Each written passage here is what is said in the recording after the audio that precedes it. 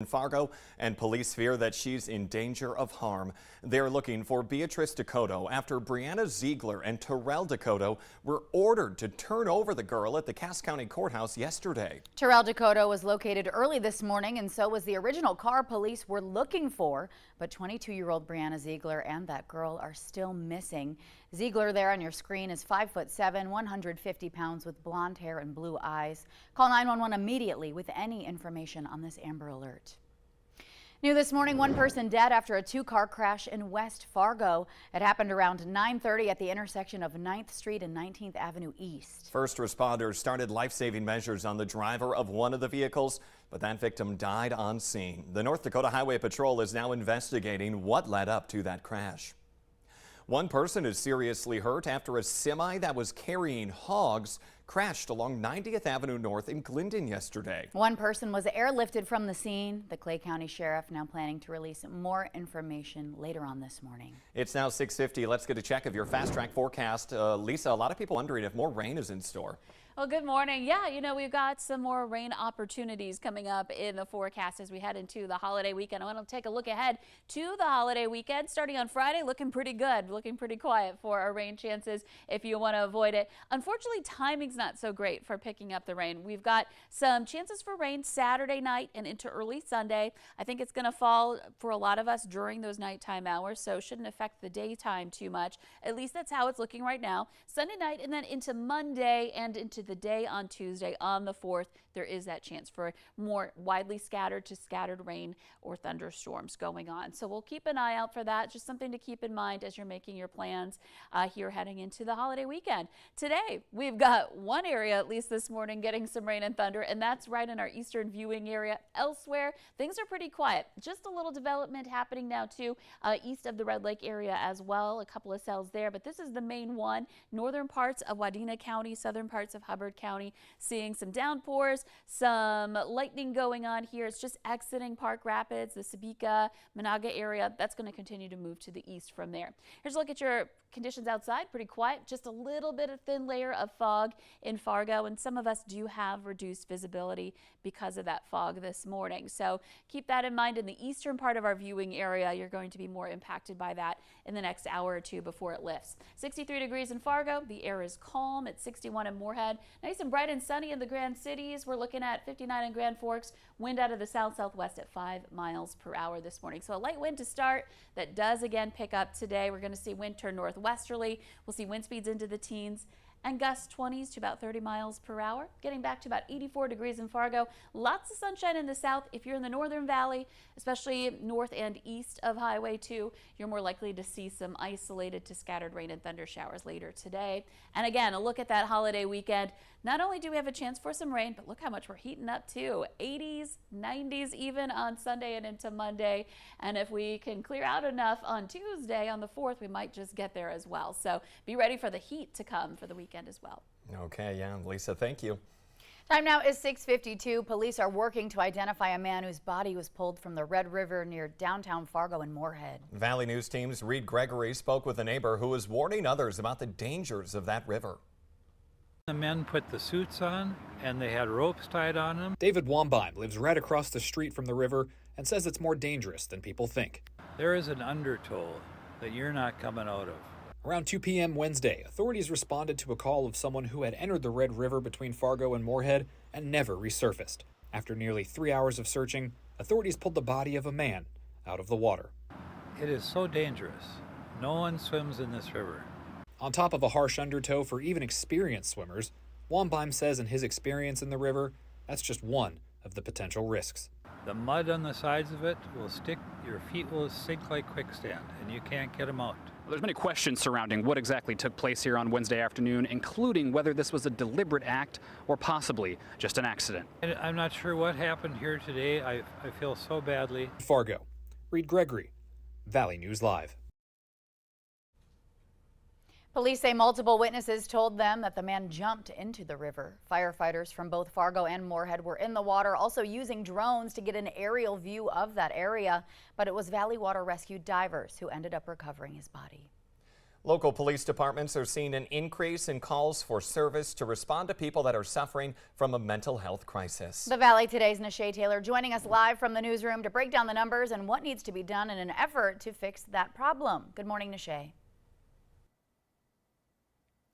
Good morning, Jordan and Ashlyn. On average, there are about 200 suicidal response calls a year in Moorhead. Now in West Fargo, there were 66 threats of suicide that officers responded to in 2021. The following year, that number jumped to 80. Meanwhile, the Fargo Police Department has responded to roughly 688 suicidal calls so far this year, but a total of 858 calls for all mental health crisis situations. Chief Dave Zabalski says his officers are many calls are repeat individuals. He says there needs to be more help for these people in crisis. A lot of these people, especially the suicidal ones, we've had the same people in the same shift go out and try and commit suicide, and we have stopped them. We've taken them to the hospital. They've been evaluated. They've been let back out. And an hour later, they're trying to commit suicide again, and we have to again intervene. So where is the back-end service? Where is the long-term treatment for people with chronic mental health? Well, Zabalski says that the department is working with an organization called Credible Minds as another available resource. He also says that it may require legislative assistance to further help these individuals with chronic mental health issues. Reporting live in the newsroom, Nishay Taylor, Valley News Live. And a reminder, if you or anyone you know is experiencing a mental health crisis, 988 is the National Suicide Prevention Hotline, free and open 24/7. Nishay, thank you. The Minnesota Bureau of Criminal Apprehension and FM SWAT teams confirming they executed a search warrant in South Moorhead on Tuesday night. It was in their search for a Becker County murder suspect. It happened at an apartment along 18th Street South. Michael Crowd, now wanted for the shooting death of David Hanks Jr. on Sunday. Authorities in Cass County, Minnesota are investigating the deaths of two people found in a home near Pillager on Monday. During a welfare check, deputies found the bodies of a 63-year-old woman and a 64-year-old man. The sheriff's office says there is no threat to the public. Police are now identifying a man found dead inside a chest freezer in Bowabic, Minnesota, as 35-year-old Brandon Bushman of Babbitt. Police say the home had not been occupied since February and the freezer was not on when that body was discovered. The Midwest Medical Examiner's Office says there was no evidence of trauma or injury found during an autopsy. Leadership at Camp Cherith in Ottertail County, Minnesota have decided to limit waterfront activities following a boating accident that killed a young camper last week. The camps are continuing, though, as scheduled. However, tubing and water skiing are now on hold. 13-year-old Benjamin Rennie died after he was tubing behind a boat driven by a boat counselor. He fell off and was accidentally hit by a propeller.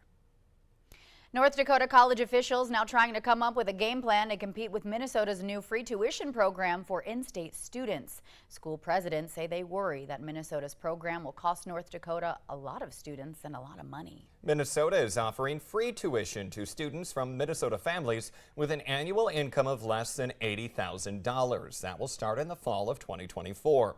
It's expected to cost the state $117 million over the next 2 years and then $50 million a year after that.